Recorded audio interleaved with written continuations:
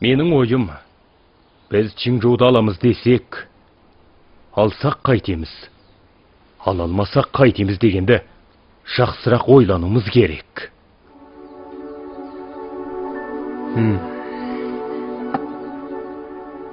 Дұрыс айтасың. Сабырлықпен ойласақ, ала алмайтын сияқтымыз. Чиңжу олардың алдында тұрған май ет, әуелі шепте болды. Енді оны оңайлықпен құса қояр деймісің? Ием, аузыма келген соң айта салайын. Қазіргі жағдайда Лю Бей арт артынан 4 аймақты алып күшейіп алды, арындап тұр. Біз әлсіреп олар күшейген кезде екі жағымыздың күшіміз деңгейлес келеді деуге болады. Менің ойымша, Чугөляң бізді соғысқа шыға қоймайды деп қарап, сондықтан Чиңжуда жата береді.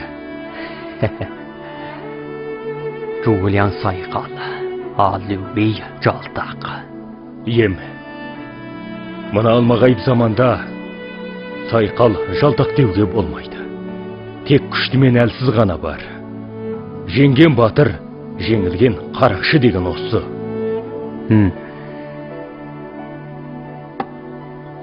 Бұны мен де түсінем. Мен қашумен айтқан ғой. Сыжин, мен байламға келіп болдым. Чиңжуды алмасақ болмайды. Ала алмасам да аттануым керек. Ашығын айтқанда, қайтарып алуға шамамыздың жетпейтіні анық болса да аттануымыз керек. Бұл біріншіден, біз қайтарып алуға аттансақ, Чиңжудың біздікі екенін, ал Лю Бейдің жол биік екенін түсіндіреді. Екіншіден, қайтарып алуға аттанбайтын болсақ, олар бізді қорашытынады, Чиңжуды өз жерім деп қарайтын болады.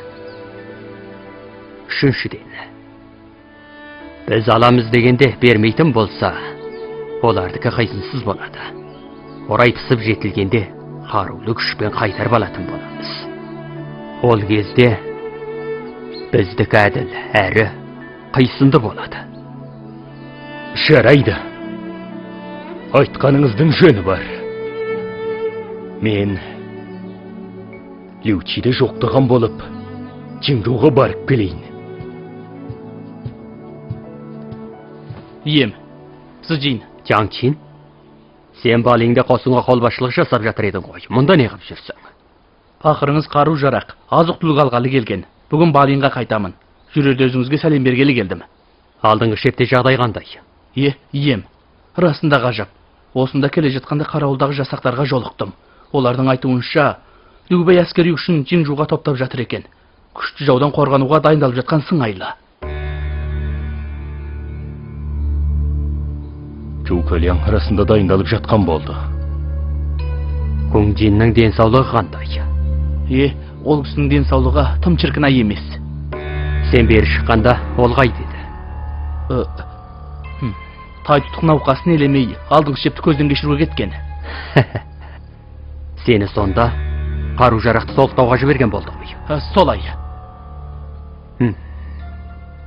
Жапа шектің, балинге дереу қайт. Мақұл, мен жүрейін.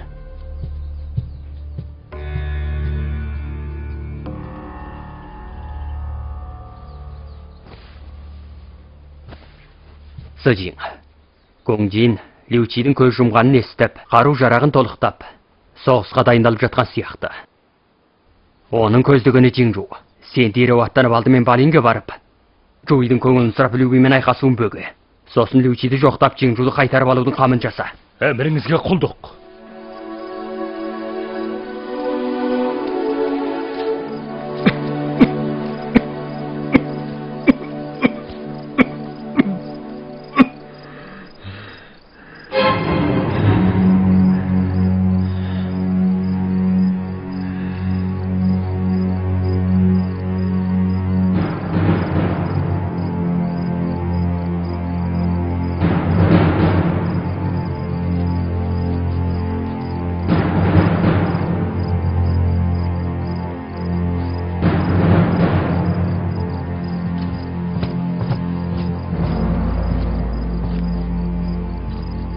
Тай тұтық.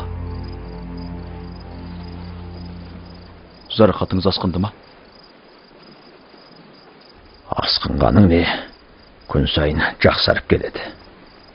Тайтұтық, сіз бұл кітапты қайта-қайта оқығаныңызға жарты ай болды. Сонда бұл сірә кімнің кітабы болды? Сіз үшін сонша маңызды ма?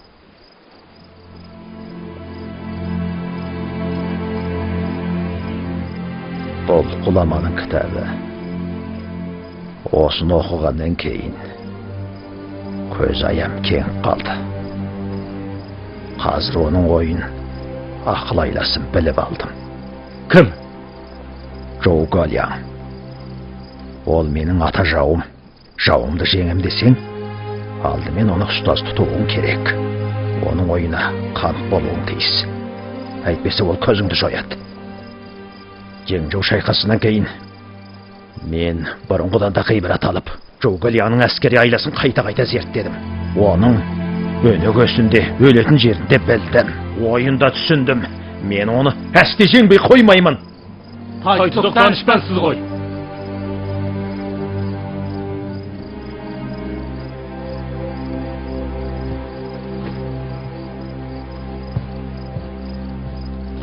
Тайтұтық, Лусу мырза қайықпен жағаға шықты. Оны мен тағы шармай ақтасатын болдым ау. Тайтұтық, денсаулығыңызды сылтауратып жолықпай қойыңыз. Қайдан? Жолықпағанда былай қойып, алдынан шығамын. Тыңда. Егер Лусуға жолсыздық істейтін болсаңдар, менен жақсылық көрмейсіңдер. Әміріңізге құлдық.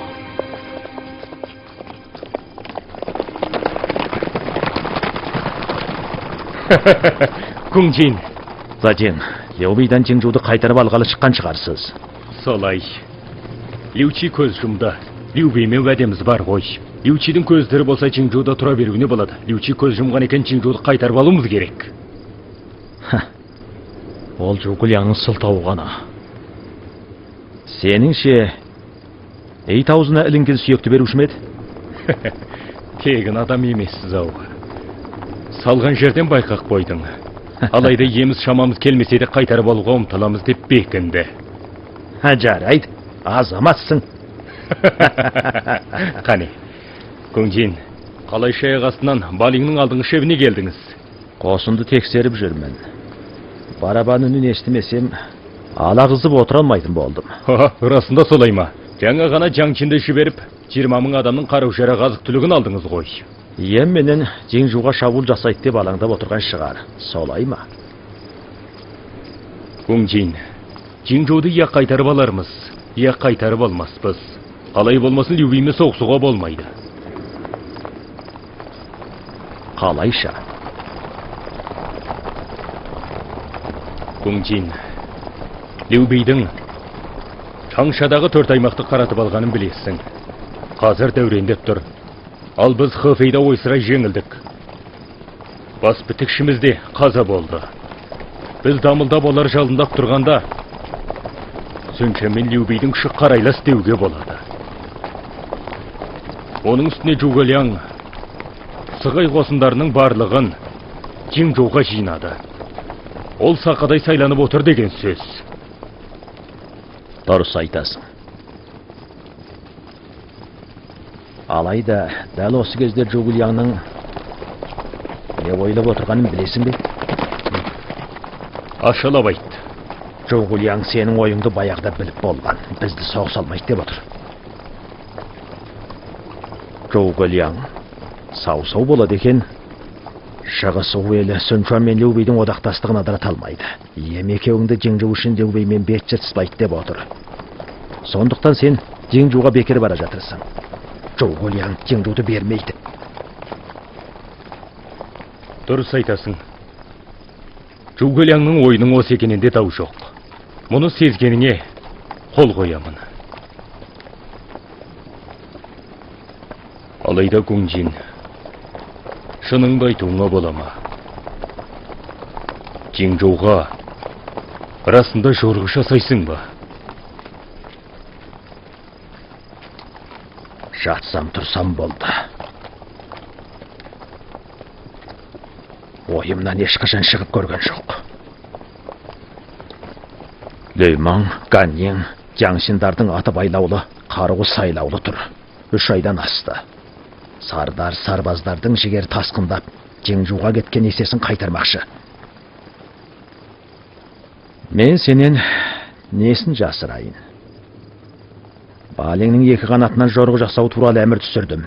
30 мың жаяу жасақ, 50 мың су жасағы 2 жолмен аттанды. 3 күннен кейін Жеңжу қорғанның түбіне жетеді.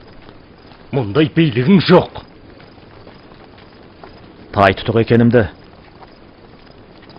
ұмытып қалма. Алайда соғысымен рақайласу шешімін сен жасай алмайсың. Бұл үшін емізге бойсынуың керек. Есіңде болсын. Мен тай тұтықпын, бұрыннан дара шауып келемін. Кейде емдің сөзінде тыңдамаймын. Күңжин, сен...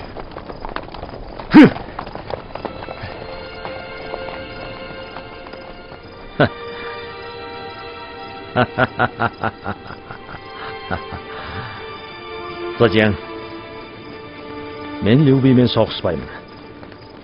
Өйткені орай әлі пысып жетілген жоқ.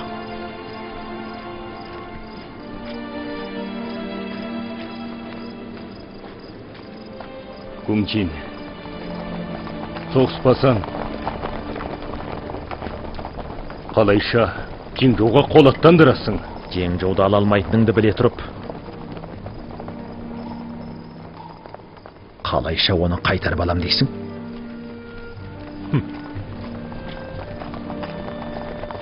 Күңжин, сен еліктір ойласын қолданбақсың ба? Дәл айтасың. Жоғалияң бізді бет бұра алмайды деп отыр. Мен қалың қолды аттандырып, өліспей, беріспейтін бейне байқатамын. Жоғалияңды адамға қызыл тілді безегеннен пайда жоқ. Сынаптай сырғайтын ол майда тіліңе мүлде көнбейді. Оған керегі қару жұмсау. Сен оған айта бар. Жеңжуді қайтарып бермесе, мен соғысудан тайынбаймын. Зажияң, сен үшін осылай істедім. Тау сыртыңда қару көтеріп мен тұрсам, сен онымен қатаң тілдесіп Жеңжуді аламын деп айта аласың. Солай де.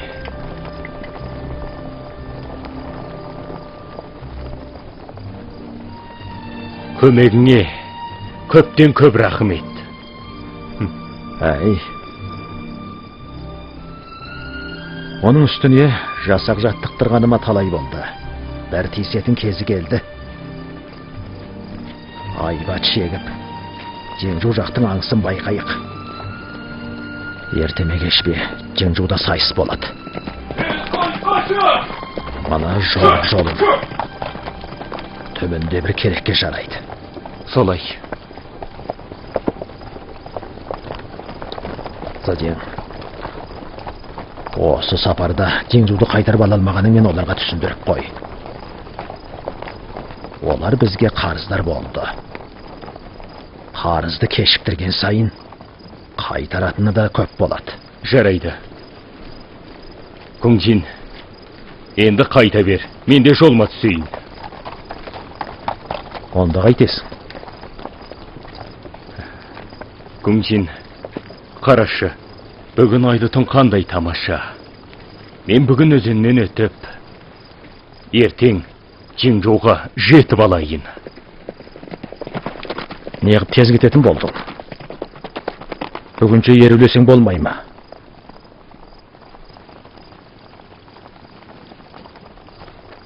Сау бол.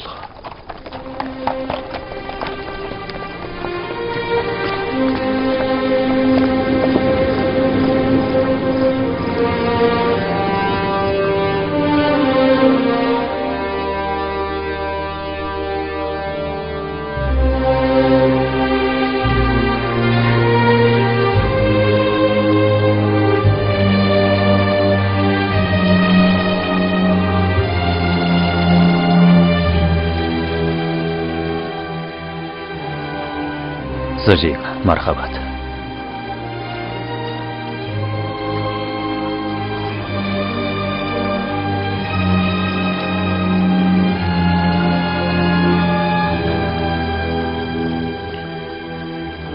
Қанеки. Қанекей.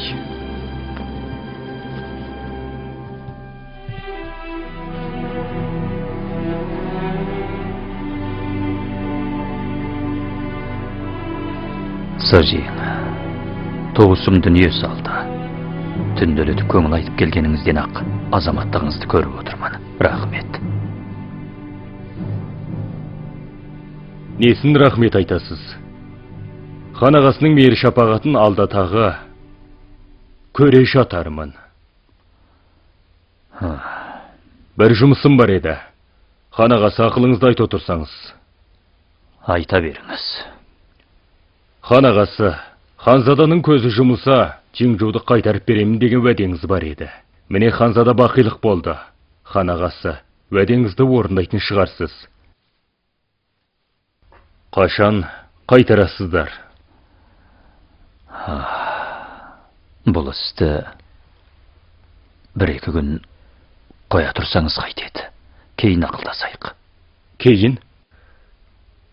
Сонда кейін дегеніңіз қашан? Цзинь, мұныңыз қисынсыз болды. Қаралы болып жасақ, көнесті қалайша ауызғаласыз? Өйткені азалы күні адам өтірік айтпайды. Оның үстіне ханзада Лючидің сүйегінің алдында көне істі айтсақ шынайы болатын сияқты. Сынық сүйем жердің барлығы патшаға тән. Қарайған халықтың барлығы патшаның жамағаты. Жиңжу кімдікі? Убектігіне тән бе әлде саусауға тән бе? Екеуіне де тән емес. Ол патша сарайынікі. Кезінде гау патша қабырғадан қан кешіп жүріп, ұлы хан патшалығын құрды. Қырсық шалғанда зымияндар билікке таласып, алдына төбе болды. Соның кесірінен Жиңжу саусаудың шеңгелінде кетті. Алайда қандай адам қандай тәсілмен емденсе де, ол Лю әулетінікі. Өйткені патшамыздың әулеті Лю. Менің ием Шаужың патшаның чөпчегі. Чоңшан Жиңваңнан кейінгі бүгінгі патшаның көкесі. Иемнің Жиңжу Шаңяң демденгені ата дәулетіне мұрагерлік еткені. Кішігірім мәнсәпті сіздің иеңіз өзеннің шығысын емденіп отыр. Соған қанағат қылмай, ұлы хан патшалығының топырағына ауыз салып, иеме иненің жасуындай жер бергісі жоқ. Сонда оста жөн болып па? Көңнен тіліңді беземе. Хан ағасын әділетшіл азамат. Уәдесін орындайтын шығар деп келіп отырмын. Оның үстіне кезінде хан ағасымен уәделескенде өзіңде бар едің ғой.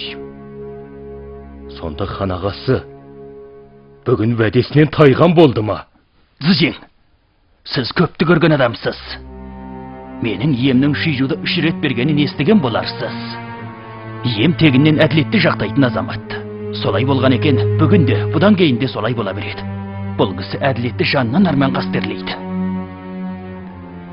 Ием Жиңжуды алған соң шығыс убектігінің балағатына ұшырады. Сонда қарқ болып отыр ма? Жырғап жүрген жоқ. Алайда сонда да шыдады. Не үшін? Өйткені бұл кісінің көкейінде әділеттен де өз жанында маңызды нәрсе бар. Қандай нәрсе? Хан патшалығын қайта гүлдендіру.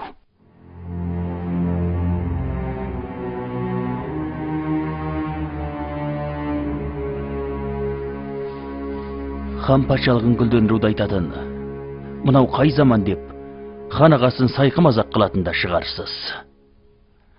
Алайда хан ағасы қалайда қан тегін. Ұлы хан патшалығы барлық адамның есінен көтерілсе де хан ағасының есінен кетпейді. Бүгінгі таңда көктің ұлы саусаудың қыспағында қалды. Қорлықпен күн өткізуде. Осының барлығы хан ағасының жүрегін қанжардай тілгілейді.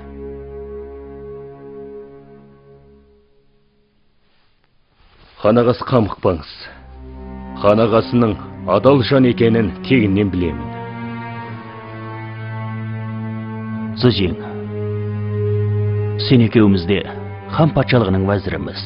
Екеумізде ата-бабамыздан осы хан патшалығының тарысын түйіп талқан жек білеміз. Оның уәзірі болмасақ та қалқымыз. Алайда Жуй тегін ұмытты, істің жөнін білмеді. Сіз істің жөнін білетін адамсыз. Ойлаңызшы, Ханағасының табан тірер тиянақты жері болмаса, хан патшалығын қайтып гүлдендіреді. Патшаны тозақтан қайтып құтқарады. Сау-саудай кезеппен қайтып қарсыласады. Дұрыс айтасың. Менің білуімше, Сау-сау опасыз жан екен. Қарағалықтың қамын жесең, сөзсіз сөзіңде тұруың керек. Оның үстіне ханағасы хан патшалығын орнына қайта тұрғызамын десе, өз күшіне ғана сүйенгенмен бола қоймас. Жауап берші, мүбәда менің емнің көмегі болмаса, сіздер бүгінгідей гүлден алар ма едіңіздер? Сөзіңіздің жаны бар. Сіз адал адамсыз. Оубек екеуміздің бірлесіп Сау-сауға қарсы аттануымыздағы еңбектің жартысын сіздің көрегендігіңізге жазсақ болады. Ханағасы, құмалағымды 9-дан қойдыңыз ғой. Расын айтқанда, 2 жылдан бері Сүнчан мен Люби қол ұстасқан жағдайды сақтауға бар күшімді салып белемін. Осы мақсатқа жету үшін өз ем ақыл айтып, сіздерге жол бергенбіз. Алайда мұның да шегі болатын шығар. Астамдық жасады демеңіздер. Ханағасы уәдесінен тайып, Чинжуды уысымнан шығармаймын десе, бұған менің ем шыдағанымен басқа біреулердің шыдап отыра алмайтын түрі бар. Ол кім? Шығыс Оубектігінің әскери билігін ұстаған тай тұтық Жоуи. Жоуи қолаттандырмақшы ма? Жарасы жазылмаса да шарқаялығын қоймаған болды ғой. Оның мінезін білсең болды. Солай, Чинжу шайқасында ол құсаланып қан құсты. Алайда, орайы келгенде, ол кегімді қайтарамын. Немесе намысымды жібермей, есемді аламын десе, менің емде тосалмауы мүмкін. Алдыңғы күні ол 30 мың жаяу жасақ, 50 мың су жасағын шығысқа аттандырды. Мұны қарауылдағы жасақтарыңыз байқаған шығар.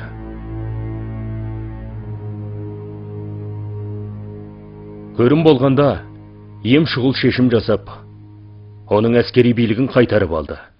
Жаяу су жасақтарына өз орындарынан табжылмау туралы әмір түсірді. Ханағасы адамды ақымақ қылуға болмайды. Тым асырып жіберсеңіз, өзеннің шығысындағы сардар сарбаздар басым бәйтік кел отыр.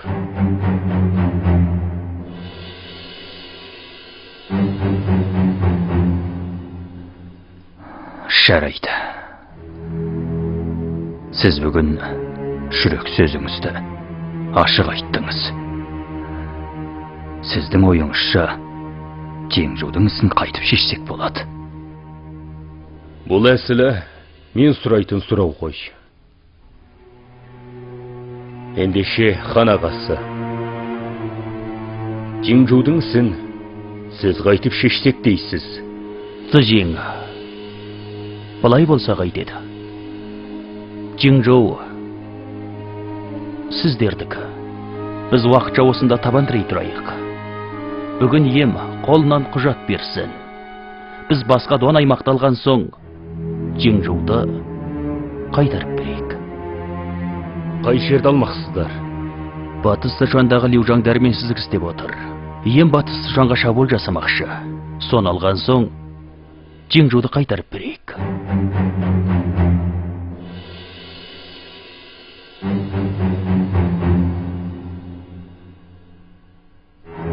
Ол да болады. Құжат жазып берсеңіздер, емі бетім жарық болып барамын ғой. Ем мақұл болама болмайма, бұған бірдеңе дей алмаймын. Ханағасы, Күңмин екеуіңізде қолдарыңызды қойып, бармақтарыңызды басып беріңіздер. Жарайды. Күңмин, шығарып салғаныңа рахмет. Енді қайта бер. Цзинь, қазіргідей жағдайда кейбір істерді емізге айта алмаймыз. Алайда екеуміз күні таныспыз. Бір-бірімізге төтесін айтуымызға бола береді. Солай шығар. Солай. Саусаудың көзі тірі болады екен. Сөнлеу одақтастығын үзбеу керек. Бір-бірімізге қол аттандырсақ, аспан асты саусаудікі болады.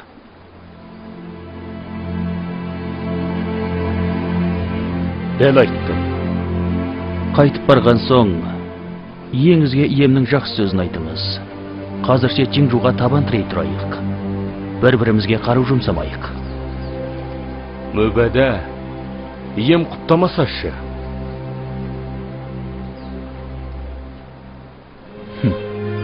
Онда бізді қонысымыздан қуған болады.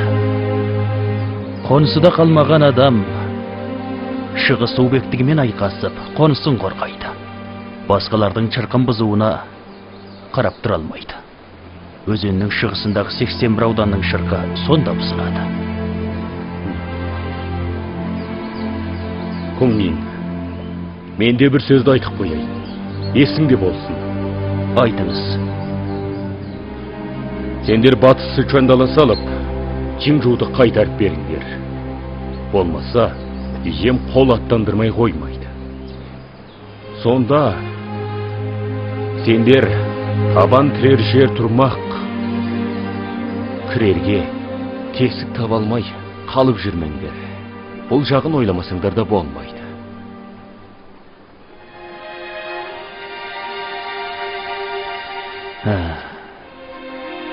Есіме берік сақтадым. Сау бол.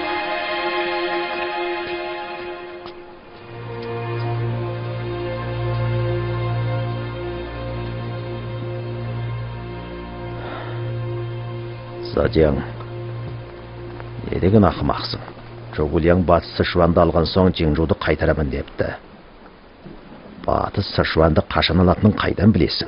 10 жылда ала алмаса Чинжуды 10 жылда қайтармайды деген сөз. Сонда мына құжаттың не құны қалды? Құжаттың пайдасы бар. Күңжин, ойламайсың ба? Бұрын Любей Чинжу патша ордасынікі, Лючидікі деп жазбаған. Қазір Чинжудың біздікі екенін мойындады. Оған қарызға берген болдық. Менің шамамның келгені осы болды. Бұл сапар саған оңай болған жоқ. Чайсаң да бірнеше күн демалып алып қайтты. Екеуміз бір арақ ішпегелі қанша күн болды. Кезігуіміз де оңай емес. Бүгін бір сылқия тартпаймыз ба? Қалай? Жарайды. Сау-сау кезеп болғанымен, оның бір сөзіне қол қоямын. Қайсы сөз? Шарап ішіп шалқып қал. Енді қанша өмір бар. Бүгін түнде жата жастана әдемелеп отырып сырласақ қалай? Жарайды. Кел. Қане.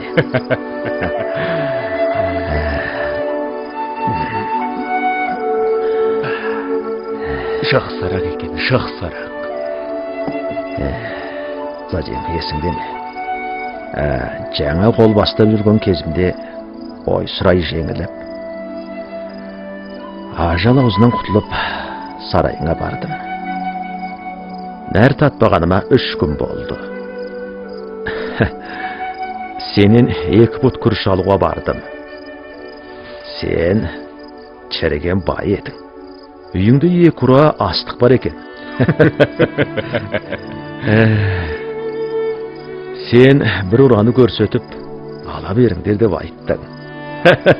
Тәңірім-ау, сол ұрада 30 мың ағаш астық бар екен емес бе? Қанша адамды ажал аузынан алып қалады деш.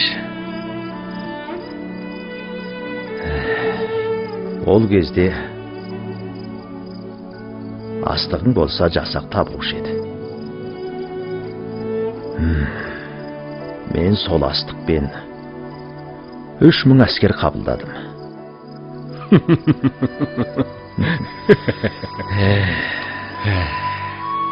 Күңжин, сол күні менің сарайыма келгеніңде, сенің болашақта мықты самғын боларыңды білген едім.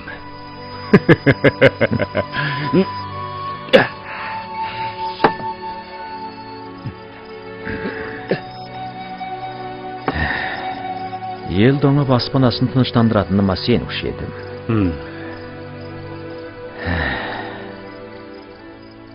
Бірақ ойламаған жерден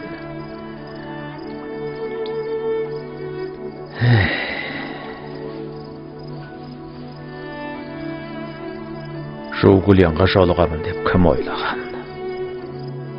Ол менің қас жауым. Гунжин, Жугулянға тіс тырнағыңмен өшсің ау деймін.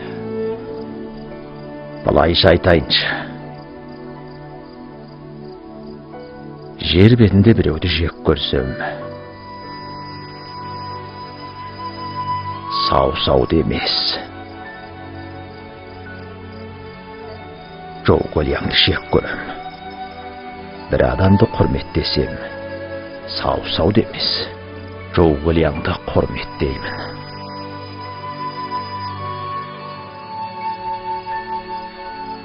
Ол екеуміз.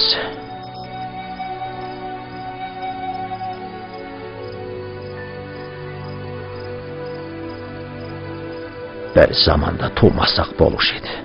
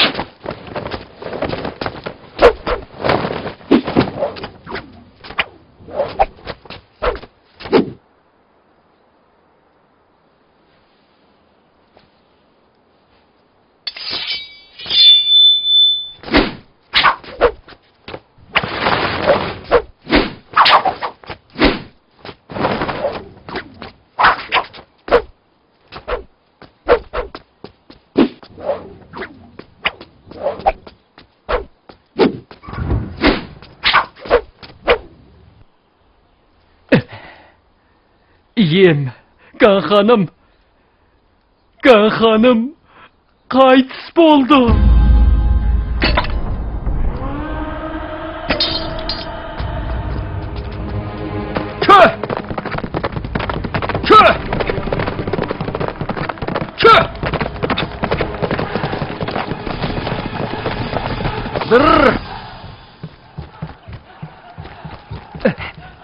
Тайтұтық хабар алдық.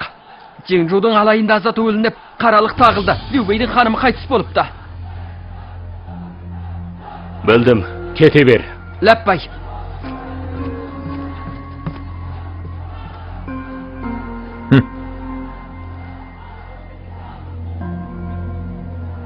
Гунжин, саған не болды? Мен бір айла ойлап таптым. Осы айда мен Леуиді ұстап, Жеңжуды қайтарып аламын. Қане айтшы? Леубей бәйбішесінен айырылған соң төсек жаңғыртады. Иеміздің балағатқа толған қарындасы бар. Иемізге қарындасыңызды Леубейге беремін деп шақырыңыз дейік. Ол келісімен барымтаға ұстаймыз да, Жугулянға Жеңжуды қайтар дейміз. Бұл болмас бекен. Леубей көнбейт деп отырсың ба? Ол шығыс су бектігімен қайсем құдаласамын деп әрең отыр. Мәселе Леубейде емес. Онда кімде? Сүн бәйбішеде. Леубей бикештен 30 жас өлген. Бәйбіше көне қояр ма? Бекер алаң баласың. Ол кісіге сездірудің қажеті жоқ.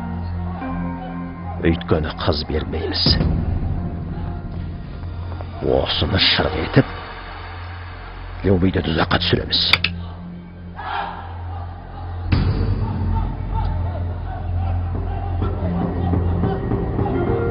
Онда үйімізге қайтып айтамыз.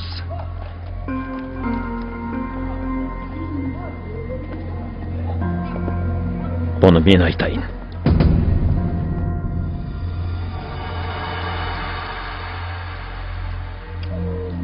Егер сөнлеу шаңырақтары құдандалы болып, сау-сауға бірге аттанса, көрмақ болар еді. Бірақ Любей жер ортаға келген адам. Ал мынау менің жалғыз қарындасым. Анам алақанындағы алтын қапалайды. Сонда анам оны қияды ғой деймісің? Тік айтса ол кісі құптамайды. Жуйдың ойы. Бәйбішеге айтпай, осыны қармақ етіп, Любейді тұзаққа түсіріп, Жеңжуды қайтарып алсақ дейді. Зыдең, сенің ойыңша? Сынап көрсек болады. Арт соғысқа айланып кетпей ме? Любей тұзаққа түссе, барымта болады. Любей қолымызда тұрса, Гуанжи, Чаңфей, Чугілеңдер құлашын жазып қимылдай алмайды. Қайтып қару жұмсасын.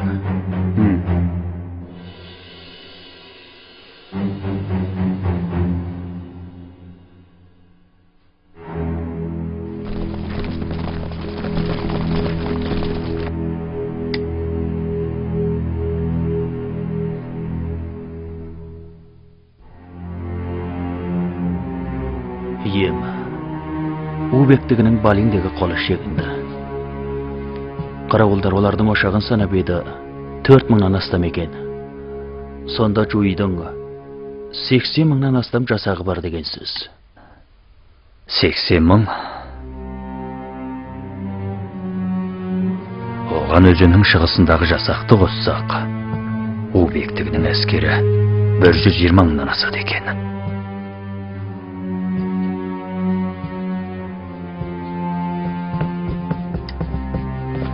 Ием, шығыс Убектігінен елші келді. Сарайдың сыртында қабылдауыңызды күтіп тұр.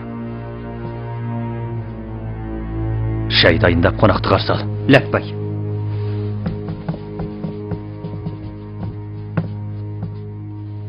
Менше олар тағы да Жеңжудың ісіне бола келді. Сонда Жеңжуда тұруымызды құптамады ма? Бірдеңе деу қиын.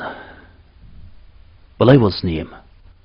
Ол не десе де, сіз мақұл болыңыз, онымен керіспеңіз. Сосын қоналқыға барып қондырыңыз. Амалын өзім табам.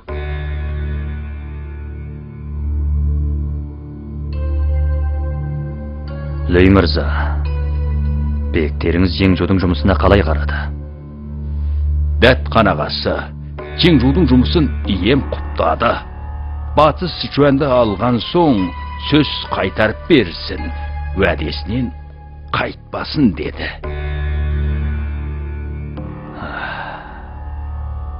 Убегіне рахмет.